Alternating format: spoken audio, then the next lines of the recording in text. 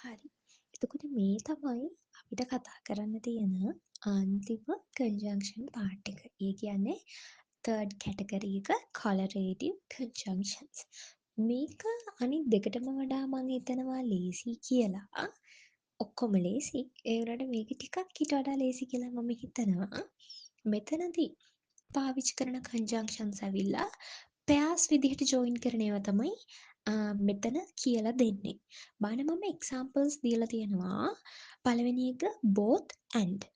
දෙවෙනි එක either or. නැත්නම් සමහරු කියනවා either or. එතකොට ඊළඟ එක තමයි neither nor. සමහරු කියනවා neither nor. ඊට පස්සේ යනවා not only but also.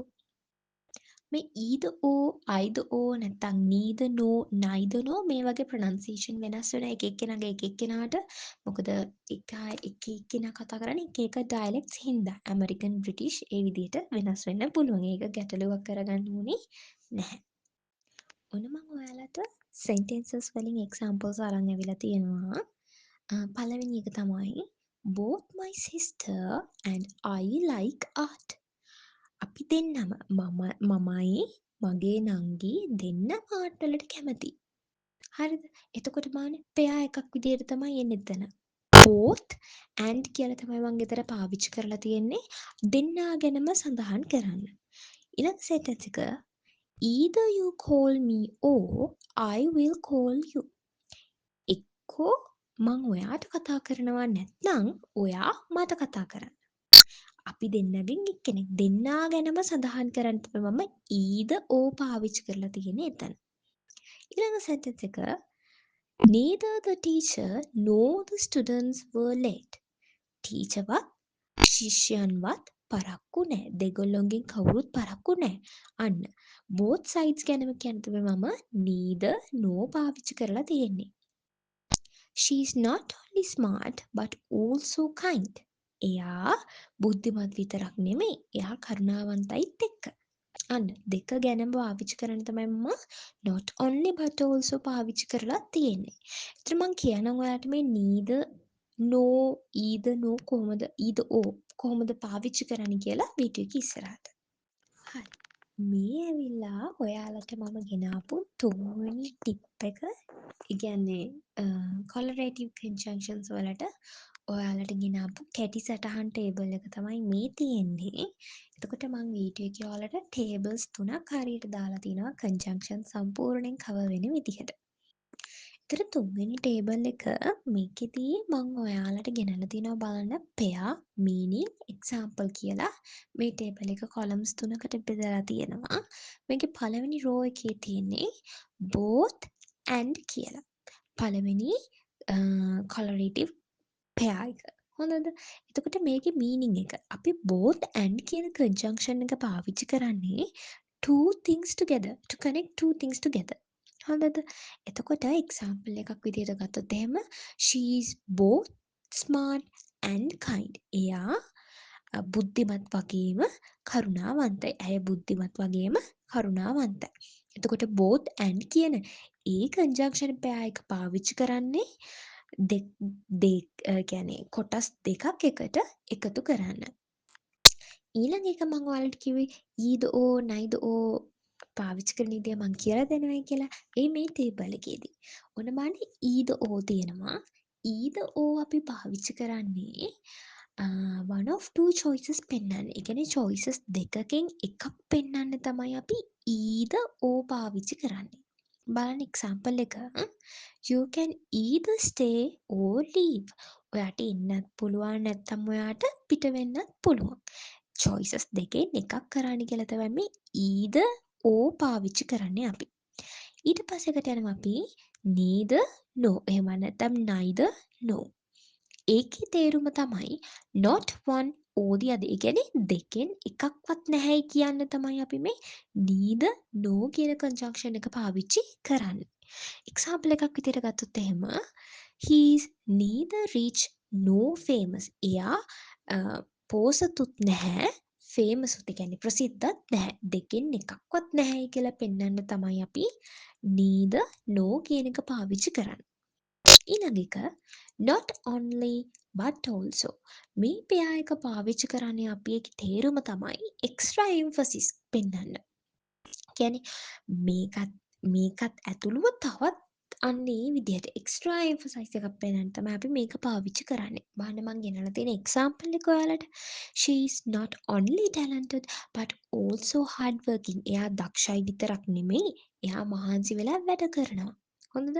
Extra large capacity එකක් පෙන්වන්න තමයි අපි not only but also කියන එක පාවිච්චි කරන්නේ එතකොට. ඊළඟ අන්තිම එක්සැම්පල් එක තමයි whether or කියන ඒ පෙයා එක ඒකේ තේරුම තමයි choice එක එහෙම නැත්නම් condition එක තත්ත්වය පැහැදිලි කරන්න. හොඳද? එක්සැම්පල් එක tell me whether you agree or not. කියන්න ඔයා මට ඒකට එකඟයිද නැද්ද කියලා. හරිද? choice එකක් condition එකක් පැහැදිලි කරන්න තමයි අපි whether or කියන ඒ conjunction පෙයා එක පාවිච්චි කරන්නේ. ඒතරට පේනවා ඇති මේ ටේබල් එකෙන් මම ඔයාලට සම්පූර්ණ කොලරේටිව් කන්ජන්ක්ෂන්ස් ටිකම කම්පෙයාර් කරලා ඒ කියන්නේ ඔක්කොම එකකට අරගෙන කැටගරයිස් කරලා ලස්සන දීලා තියෙනවා. ඔයාලට තියෙන්නේ මේ ටේබල්ස් තුන පාඩම් කරගත්තා නම් ඔයාලට කන්ජන්ක්ෂන්ස් වලින් කිසිම ගැටලුවක් එන්නේ නැහැ. මොකද ඔයාලට ඒ කන්ජන්ක්ෂන් එකේ තේරුම දීලා තියෙනවා. මොකක් සඳහාද පාවිච්චි කරන්න කියලා එක්සැම්පල්ස් දීලා තියෙනවා. ඒතර ඔයාලට පුළුවන් මට වීඩියෝ එකේ කමෙන්ට් එකක් දාන්න මේ මොන හරි ප්‍රශ්නයක් ගැටලුවක් තියෙනවා නම් කියන්න. ඒ වගේම තමයි ඔයාලට ඕනනම් කමෙන්ට් එකක් දාන්න neither no either or මොකක් හරි ඒ වගේ වචන වල තව වැඩිපුර වීඩියෝ එකක් කරන්න ඕන නම් අපි බලමු ඉස්සරහට. හරි. මම ඔයාලට correlative conjunctions වල rules අරගෙන අවිලා තියෙනවා. පළවෙනි රූල් එක විදිහට මම ඔයාලට අරගෙන ඇවිල්ලා තියෙන්නේ parallel structure rule most important කියලත් මම brackets වල ඔයාලට දීලා තියෙනවා. ඒකේ කියලා තියෙනවා බලන්න words after each conjunction must be grammatically equal. හොඳද? ඒක ගැන අපි කතා කරොත් එහෙම conjunction එකෙන් පස්සේ එන words දෙකම grammatically හරි වෙන්න ඕනි. කියන්නේ නියම grammatical form එකකින් තියෙන්න ඕනි. ඒ කියන්නේ මොකක්ද? බලන්න මම sentence එකක් අරන් තියෙනවා. She likes both singing and to dance කියලා.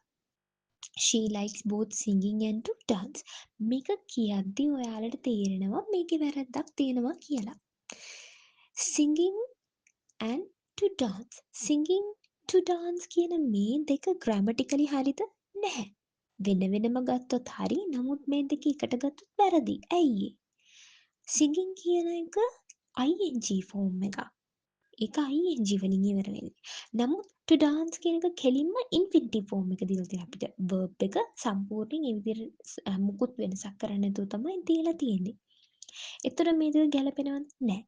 එක්කෝ මේ දෙකම නියම verb එකකින් තියෙනවා. ඒ කියන්නේ sing dance තියෙන්න ඕනේ නැත්තම් singing dancing වෙන්න ඕනේ. ඒකයි මෙතන මේ මොනවාද මේ රූල් එකකින් අරගෙන ඇවිල්ලා තියෙන මේ parallel structure රූල් එකකින් ඔයා මේ conjunction එක පාවිච්චි කරද්දි හොඳද මේ රූල් එක භාවිතා වෙද්දි අනිවාර්යෙන්ම ඒකට පස්සේ conjunction එකට පස්සේ එන words අනිවාර්යෙන්ම grammatically හරි වෙන්න ඕනේ.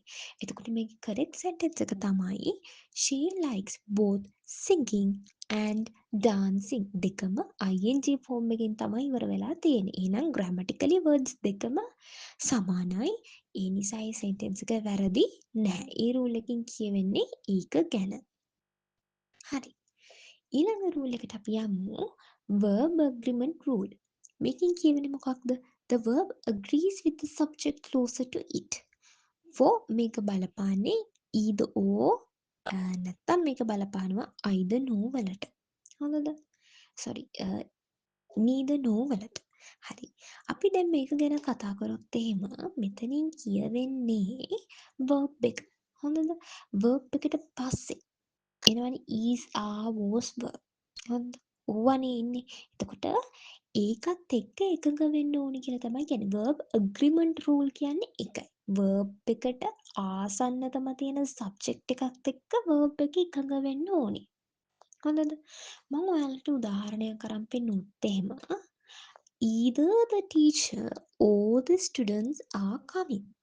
හොඳද? either the teacher or the students are coming. බලන්න මෙතන verb එක ඇවිල්ලා මොකක්ද? are එක. හොඳද? එතකොට are එක ළඟම තියෙන සබ්ජෙක්ට් එක මොකද්ද? students. එහෙනම් students එකයි are එකයි ගැලපෙනවද? ඔව්. plural තිබ්බාම අනිවාර්යෙන් අපි verb එකට are දානවා. එහෙනම් verb එක agree වෙලා තියෙනවා සබ්ජෙක්ට් එකත් එක්ක. එතකොට මේකේ තේරුම මොකක්ද? ගුරුතුමා නැත්තම් ශිෂ්‍යයෝ ඒ දෙගොල්ලොම එනවා කියන එක. හොඳද? එතකොට මේ සෙන්ටෙන්ස් එක හරි. බලන්න තව එක්සැම්පල් එකක් මම පෙන්නලා තියෙනවා. neither the students nor the teacher is coming. ශිෂ්‍යයන් ඉන්නෙත් නැහැ, ගුරුවරයා ඉන්නෙත් නැහැ. හොඳද? බලන්න මේකෙත් verb එක තමයි මෙතන is එක. ඔයාලට පේනවා ඇති. එතකොට is එක ළඟම තියෙන සබ්ජෙක්ට් එක මොකක්ද? teacher. students ද නැහැ. ළඟම තියෙන එක මොකක්ද? teacher. හොඳද? එතකොට මේ is කියන එක මේ teacher කියන මේ සබ්ජෙක්ට් එකත් එක්ක එකඟ වෙලා තියෙන්නේ.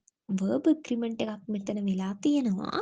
ඒ නිසා මේ sentence එකත් හරි. එතකොට මේ rule එකෙන් කියවෙන්නේ ඒක ගැන. එතකොට ඔයාලට පැහැදිලි ඇති parallel structure rule එකයි verb agreement rule එකයි කියන්නේ මොකක්ද කියලා. ඔයාලා මේක හිමින් සැරේ බලලා note down එකක් දාගෙන හෙමීට මේ එක එක දිහා බලන්න tables උත් බලන්න කොහොමද වෙන්නේ කියලා. එතකොට conjunctions ඔයාලට අමාරු වෙන්නේ නැහැ.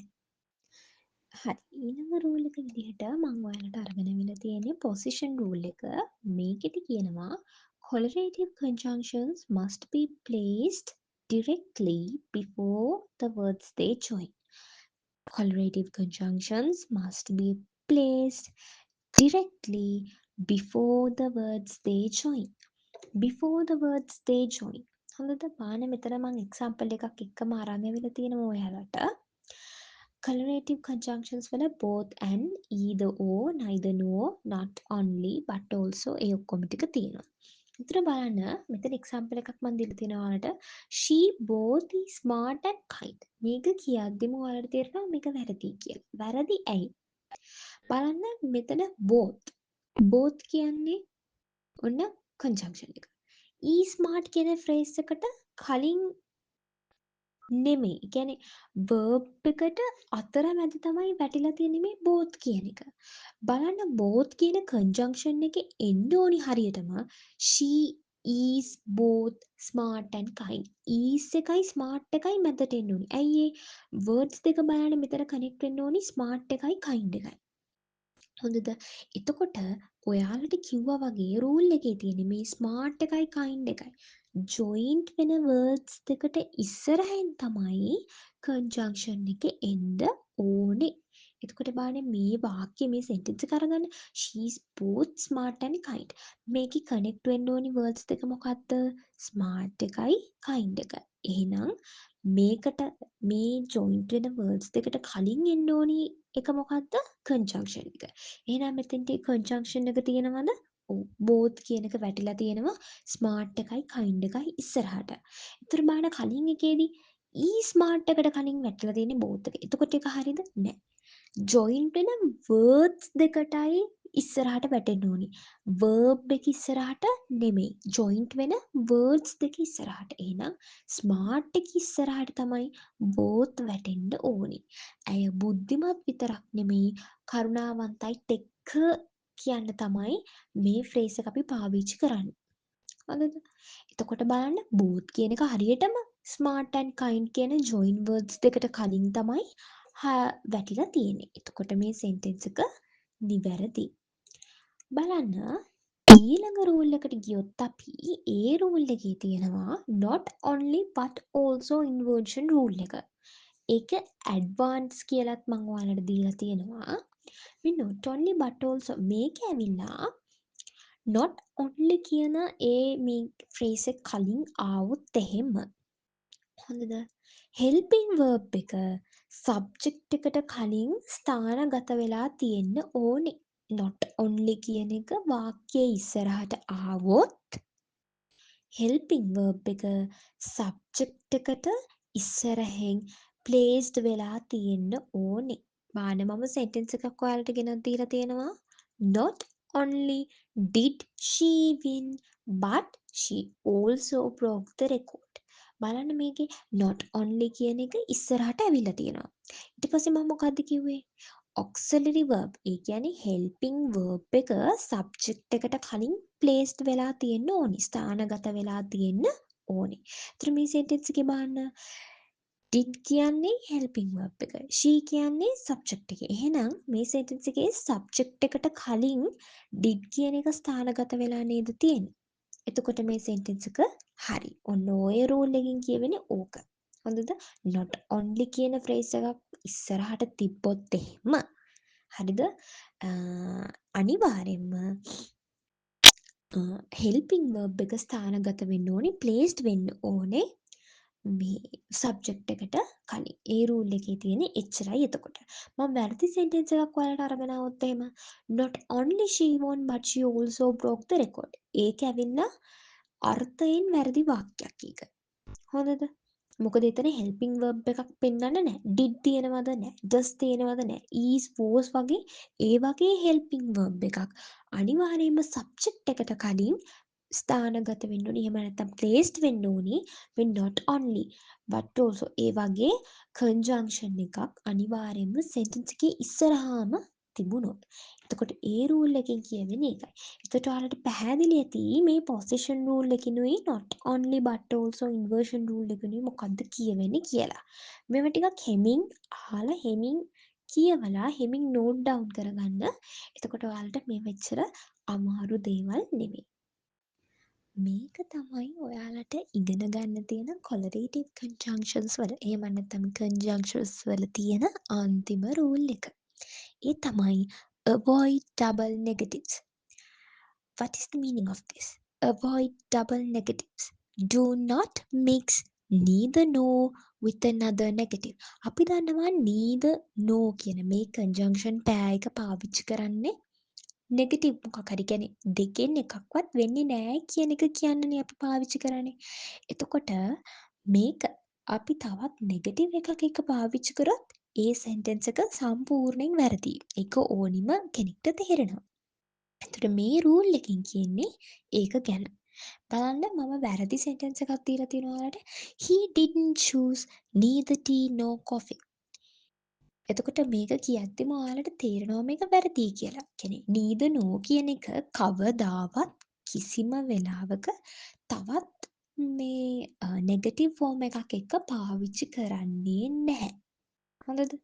එතකොට මේකේ correct answer එක තමයි he chose neither tea nor coffee. එයා tea තෝරගත්තෙත් නැහැ, coffee එක තෝරගත්තෙත් නැහැ. මොකද මේ neither no කියන එකේ තේරුමම එයා දෙකෙන් එකක්වත් කරේ නැහැ කියන එක. ඉතින් ආපහු අපි ඒකට නෙගටිව් ෆෝම් එකක් දැම්මහම එතන ඒ correct meaning එක අපිට sentence එකට දෙන්නේ නැහැ. ඒතර මේ rule එකකින් කියවෙන්නේ ඒක ගැන. හරි. එතකොට දැන් අපි වීඩියෝ එකේ අන්තිමට තමයි ඇවිල්ලා ඉන්නේ. මේ මම ඔයාලට කලින් කිව්වා වගේ දාන ටිප්ස් ටික ඔයාලට මතක තියාගන්න. කන්ජන්ක්ෂන්ස් කොටස් තුනම තියෙනවා මෙතන. කෝඩිනේටිව් තියෙනවා, සබෝඩිනේටිව් තියෙනවා, කොරලේටිව් තියෙනවා. මේ තුනම තියෙනවා. ඒතර ඔයාලට තියෙන්නේ මේ වීඩියෝ එක බලලා මේකේ තියෙන ටේබල්ස් ටික ඕනනම් නෝට් ඩවුන් කරගෙන මේ තියෙන ටිප්ස් ටිකත් නෝට් ඩවුන් කරගෙන මේ ටික බලාගත්තොත් කන්ජන්ක්ෂන්ස් ටික ඔයාලට සම්පූර්ණයෙන් කවර් කරගන්න පුළුවන්. තවත් ඔයාලට මොන හරි ගැටලු තියෙනවා නම් කමෙන්ට් එකක් දාන්න මම ඒවටත් ඔයාලට වීඩියෝස් අරගෙන එන්නම්. ඉතින් අද වීඩියෝ එකකින් සමුගන්නයි මම හදන්නේ. ඔයාලට මේ වීඩියෝ එක වැදගත් කියලා හිතෙනවා නම් තවත් මේ වගේ ඒවා ඔයාලට ඕනි නම් subscribe කරලා like එකක් දාන්න. එහෙනම් අදින් පාඩම අවසන් කරනවා මම. ඔයාලා හැමෝටම සුබ දවසක්.